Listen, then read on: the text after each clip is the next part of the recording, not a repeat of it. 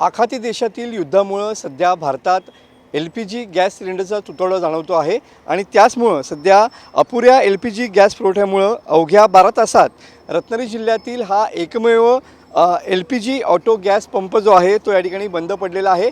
काल तब्बल 20 दिवसानंतर हा LPG ऑटो गॅस पंप जो आहे तो या ठिकाणी सुरू झालेला होता। मात्र या गॅस पंपाला या ठिकाणी लागणारा जो गॅस आहे तो पूर्ण क्षमतेने या ठिकाणी मिळाला नाही।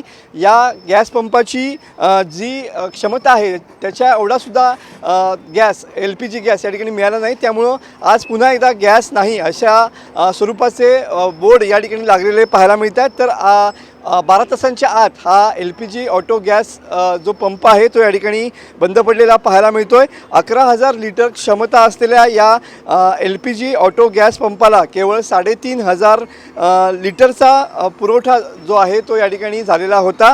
त्यामुळेच गॅस शिल्लक नाही अशा प्रकारचे पुन्हा एकदा LPG ऑटो गॅस पंपाबाहेर बोर्ड जे आहेत ते झळकलेले पाहायला मिळत आहेत।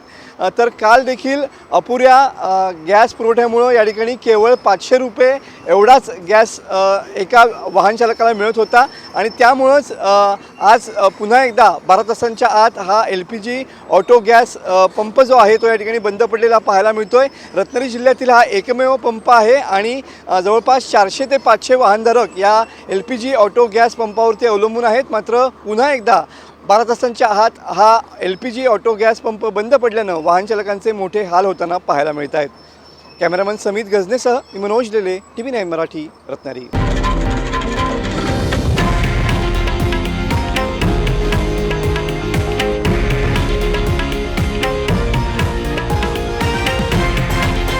हे आहे देशातील नंबर 1 न्यूज नेटवर्क आणि आपण पाहत आहात TV9 मराठी, एकमेव।